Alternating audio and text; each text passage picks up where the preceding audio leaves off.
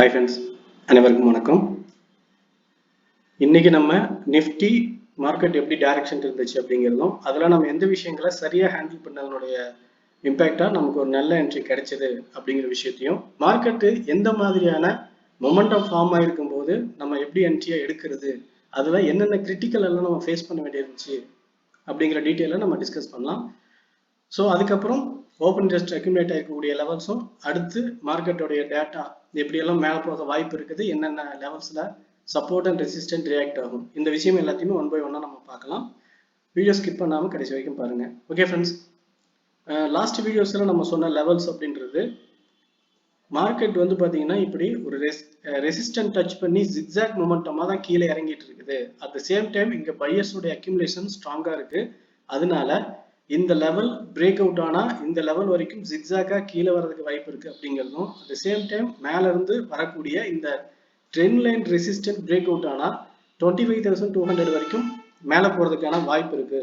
இதுதான் நம்ம ப்ரீவியஸ்ல சொன்ன டீட்டெயில்ஸ். ஸோ இந்த டீட்டெயில்ஸ்ல ஒரு கமெண்ட் கூட கொடுத்துருந்தாங்க, இது மேல போறதுக்கே வாய்ப்பு இல்லை ராஜா அப்படின்ற மாதிரி. ஸோ ஆனால் நம்ம என்ன பார்த்துருக்கோம் அப்படின்னா, பையர் அக்யூமுலேஷன் இருக்குது. At the same time trend line break out ஆனா கன்ஃபர்மேஷன் கிடைச்சாதான் மேலே போகும் அப்படின்னு தான் நம்ம சொல்லியிருந்தோம். ஆனால் ட்ரெண்ட் லைன் பிரேக் அவுட் ஆகிட்டு செகண்ட் தேர்ட் கேண்டில், அதாவது 15 மினிட்ஸ் கேண்டிலோடைய தேர்ட் ஃபோர்த் கேண்டில் வந்து பார்த்தீங்கன்னா பிரேக் அவுட் கன்ஃபர்மேஷன் கிடைச்சது நமக்கு. ஸோ அங்கிருந்து 25,100 வரைக்கும் சூப்பராக வந்து நம்ம டார்கெட் போச்சு. ஸோ நம்ம எதிர்பார்க்குற விஷயங்கள் நடந்துச்சு. நம்ம மார்க்கெட் பார்த்தீங்கன்னா வேர்ல்டு லெவலில் செம்மையான பேனிக், வார் வந்துடும், தேர்ட் வேர்ல்டு வாரே வரும்ன்ற அளவுக்கு பேனிக் மோடு போயிட்டு இருக்குது. இதுல மார்க்கெட் எப்படி மேல போக சான்ஸ் இருக்கு அப்படின்னு தான் எல்லாரும் யோசிப்பாங்க. ஆனா நாங்களும் அப்படிதான் யோசிச்சோம். நமக்கு பொறுத்த வரைக்கும் பிளைண்டா டெக்னிக்கலா ஃபாலோ பண்றதுனால, கேண்டில்ஸ்டிக் என்னங்க டீடைல்ஸ் கொடுக்குதோ அதை ஃபாலோ பண்றோம் அப்படிங்கிறதுனால நமக்கு ப்ரீ மைண்ட் செட் அப்படின்ற மாதிரி எதுவும் இல்லை. ஸோ ப்ரீ மைண்ட் செட் அப்படின்னா நம்ம இதுதான் நடக்கும்னு உறுதியா மைண்ட்ல வச்சுக்கிட்டு போய் கோரும்போது அது அப்படி நடக்காம ஆப்போசிட்டா போகும்போது நம்மளால அக்செப்ட் பண்ணிக்க முடியாது. ஸோ அப்படி ஒரு மைண்ட் செட் எனக்கு நம்ம டீமுக்கு இல்லை அப்படிங்கிறதுனால இந்த லெவல் பிரேக் அவுட் ஆகும்போது மேலே போகுன்றத ப்ரிடிக்ஷன் நம்ம சொல்லியிருந்தோம். ஸோ அது கிடைச்சது, என்ட்ரி எடுத்தோம், டார்கெட் புக் பண்ணிட்டோம். ஆனால் இந்த விஷயம் இங்கே இந்த என்ட்ரி எடுக்கிற இந்த இடத்துல நம்ம என்னென்ன தவறுகள் பண்ணியிருப்போம் ஃபார் பிகினர்ஸ், ஒரு பிகினர்ஸாக இருக்கும்போதோ அல்லது இந்த விஷயங்கள்ல ஃபோக்கஸ்டாக இல்லாமல் இருக்கும்போது என்னென்ன தவறுகள் செஞ்சுருப்போம் அப்படின்றத இப்போ பார்த்துருவோம். பர்டிகுலராக எந்த தவறு நடக்கிறதுக்கு வாய்ப்பு இருக்குன்றதுனா 5 மினிட்ஸ் சார்ட்டில் பார்த்துருவோம். டைரக்ஷன் பார்த்தீங்கன்னா இப்படி எக்ஸாக்டாக இருந்ததுல மார்க்கெட் ஒரு ரெட் கேண்டில் இங்கே ஃபார்ம் ஆயிருக்கு. அடுத்து கிரீன் கேண்டில் ஸ்ட்ராங்கான ஒரு கேண்டிலாக ஃபார்ம் ஆகி மேலே போயிடுச்சு. இந்த கேண்டிலோடைய ஹை பிரேக் அவுட் ஆனாலும் இங்கே இந்த ரெண்டு ரெசிஸ்டன்ட்டுமே நமக்கு ஸ்ட்ராங் ரெசிஸ்டண்ட்டாக ரியாக்ட் ஆகிட்டு இருக்கு. ஸ்ட்ராங்காக இந்த இடம் டச் பண்ணும்போதெல்லாம் கீழே இறங்கிடுது. அப்படின்றப்ப இந்த ரெசிஸ்டன்ட் பிரேக் அவுட் ஆனால் ஃபர்ஸ்ட் இந்த ரெசிஸ்டன்ட் டச் பண்ணிட்டு மறுபடியும் கீழே வந்து சப்போர்ட் எடுத்துட்டு போகும். அதுதான் நம்ம எதிர்பார்த்தது. ஆனா அப்படி நடக்கல. இங்கிருந்து பிரேக் அவுட் ஆகிட்டு மேல போன உடனே இங்கிருந்து அது சடனா வந்து 25,015 வரைக்கும் வந்துருச்சு. இங்கிருந்து அதாவது 24,850 இருந்து 200 பாயிண்ட்ஸ் மேல ஒரு 200 பாயிண்ட்ஸ் ரேலியா மேல போயிடுச்சு. அப்படிங்கிறதுனால நம்ம அடுத்து இங்க ஆக்சுவலா நம்ம இங்கே என்ட்ரி எடுத்துட்டோம், அது வேற விஷயம். அப்படி போனதுனால நமக்கு இங்க அடுத்து செகண்ட் என்ட்ரியோ அல்லது கன்ஃபர்மேஷன் என்ட்ரியில வேற என்ட்ரியை கிடைச்சா எடுக்கலாம் அப்படின்னு வெயிட் பண்ணிட்டு இருக்கவங்களுக்கு என்ட்ரி கிடைச்சிருக்காது. ஸோ இங்க இந்த தவறு நடந்திருக்கு. ரீசன் இந்த விஷயங்கள் எல்லாமே முன்கூட்டியே நம்ம டவுன்ல போகும்னு நினைச்சுக்கிட்டே இருந்து இங்க டச் பண்ணிட்டு கீழே வரும் அப்படின்ற ஐடியாவோட இருக்கும்போது இப்படி ஒரு தப்பு நடக்க சான்ஸ் இருக்கு. ஆனா நம்ம அப்படி இல்லை, நம்ம அப்படி இல்லாம டெக்னிக்கலா என்ன இங்க இன்டிமேட் ஆகுதோ அதை மட்டும் ஃபாலோ பண்றோம். அப்படிங்கிறதுனால நமக்கு இது ஈஸியா எடுக்க முடிஞ்சிச்சு. ஸோ இது ஒரு முக்கியமான விஷயமா நான் அதில் பார்க்கிறேன். அடுத்து மார்க்கெட் கரெக்ஷன் அப்படிங்கிறது செகண்ட்ல இங்க வரும்போது நம்ம என்ன பண்ணோம்னா இந்த லோ பிரேக் அவுட் ஆனவங்க டவுன் சைட்ல மினிமம் கரெக்ஷன் 24,800 வரைக்கும் வரும் அப்படின்னு எதிர்பார்த்தோம். ஆனா அப்படி ஆகல. இங்கே ஸ்டாப் லாஸ் அடிச்சிருச்சு. ஸ்டாப் லாஸ் ஹிட் ஆகுது அப்படின்றப்ப நமக்கு மார்க்கெட் செல்லிங் ப்ரெஷர் இல்லாம இன்னும் ஸ்ட்ராங் பையருடைய ப்ரெஷர் இருக்கு அப்படின்னு தெரியும் பொழுது மறுபடியும் இங்கிருந்து நமக்கான கால் பிளான் வச்சிருந்தோம். ஆனா ரேஷியோ ரிஸ்க் ரிவார்டு பார்த்தீங்கன்னா ரொம்ப அதிகம். அதாவது 1:1 அப்படிங்கிற ரிஸ்க் ரிவார்டு இருக்கிறதுனால இந்த என்ட்ரியை நம்ம அவாய்ட் பண்ணிட்டோம். ஸோ ஒரு என்ட்ரி சூப்பரான என்ட்ரி, அடுத்து ஒரு சின்ன ஸ்கேல்பிங்ல நமக்கு ஸ்டாப் லாஸ், அவ்வளவுதான். ரெண்டே விஷயத்தோட முடிச்சிட்டோம். இதுக்கப்புறம் மார்க்கெட் டைரக்ஷன் எப்படி இருக்குது அப்படின்றத நம்ம அதை பார்த்து எடுத்துக்கலாம் அப்படின்னு வெயிட் பண்ணோம்.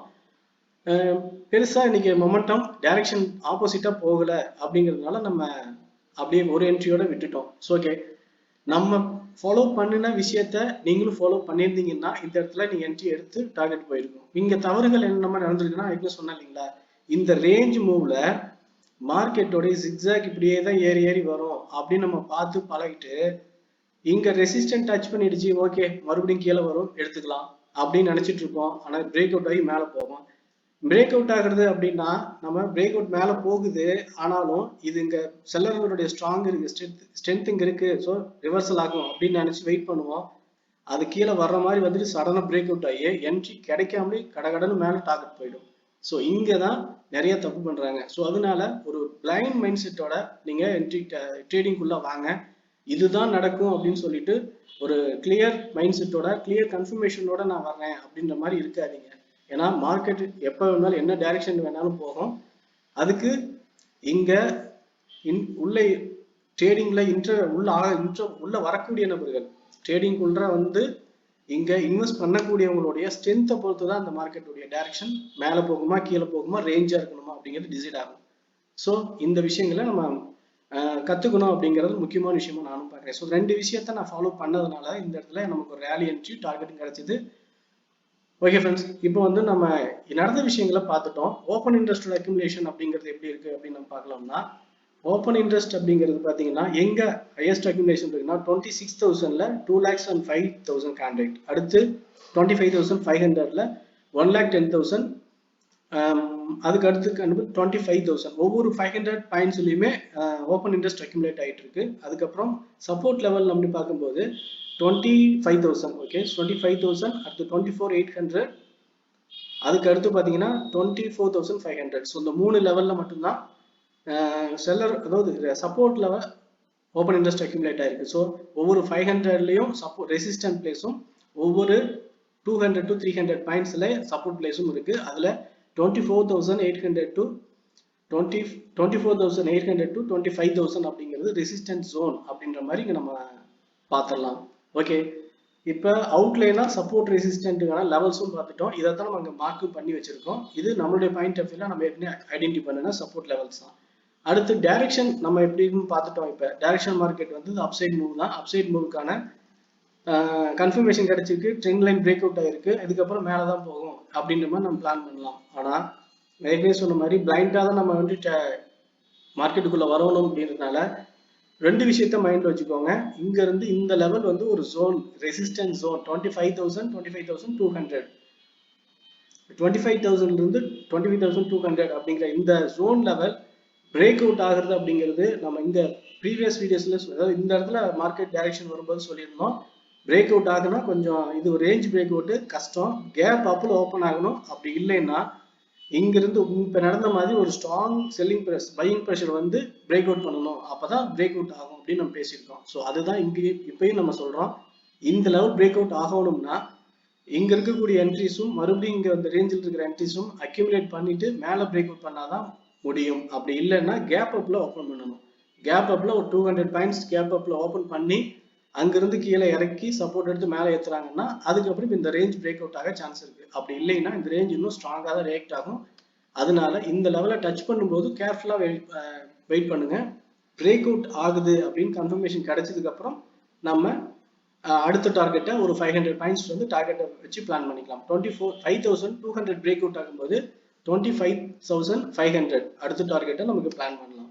ஆனா டவுன் சைட் பிரேக் அவுட் ஆனா 24,800 to 900. ஸோ இந்த சப்போர்ட் லெவல் வந்து சப்போர்ட் எடுக்கலாம். அப்படின்றப்ப கீழே வந்து சப்போர்ட் எடுத்துட்டு மேலே போகும். ஸோ ஒரு சின்னதா இங்க ஒரு ரேஞ்ச் ஜோன், அதாவது 25,100 to 200 இதுக்குள்ள ஒரு ரேஞ்ச் ஜோனு, அது லெவல் பிரேக் அவுட் ஆனா ஒரு 200 பாயிண்ட்ஸ் கீழே டவுன். இந்த ரெண்டு மாதிரியான மொமெண்டத்தையும் நம்ம மண்டே எக்ஸ்பெக்ட் பண்ணலாம். ஸோ இங்க இருந்து கீழே வந்து இங்க சப்போர்ட் எடுக்கிறதுன்னு, ஒருவேளை நம்ம எதிர்பார்க்காத மாதிரி கேப் அப் ஓப்பன் ஆகி மேலேயே போயிடுச்சு அப்படின்னு சொன்னா அடுத்த டார்கெட் 25,500 வரைக்கும் தாராளமா நம்ம என்ட்ரி எடுக்கலாம். இந்த ஹை பிரேக் அவுட் ஆகி கிளியர் க்ளோசிங் ஹவர்லி கேண்டில்ல மினிமம் 50 மினிட்ஸ் கேண்டில்ல கன்ஃபர்மேஷன் கிடைச்சதுக்கு அப்புறம் நீங்க ஹோல்டிங்கை பத்தி யோசிங்க. அப்படி இல்லாத வரைக்கும் இன்ட்ராடேல என்ட்ரியும் டார்கெட்டை புக் பண்றது சேஃப். ஓகே ஃப்ரெண்ட்ஸ், நிஃப்டியை பொறுத்த வரைக்கும் என்னுடைய பாயிண்ட் ஆஃப் வியூல மார்க்கெட் டைரக்ஷன் எப்படி இருக்கு, நம்ம என்ன மெத்தடை ஃபாலோ பண்ணி என்ட்ரி எடுக்கணும், எந்த விஷயத்த கத்துக்கணும் அப்படிங்கிற உட்பட எல்லா விஷயத்தையும் சொல்லியிருக்கேன். இந்த வியூ பிடிச்சிருந்தா லைக் பண்ணுங்க, உங்கள் ஒப்பீனியன் எவ்வளோ இருந்தாலும் கமெண்ட்டில் சொல்லுங்கள். உங்கள் ஃபேன் சர்க்கிள் ஷேர் பண்ணி சப்போர்ட் பண்ணுங்கள். ஓகே ஃப்ரெண்ட்ஸ், தேங்க்யூ ஃபார் வாட்சிங்.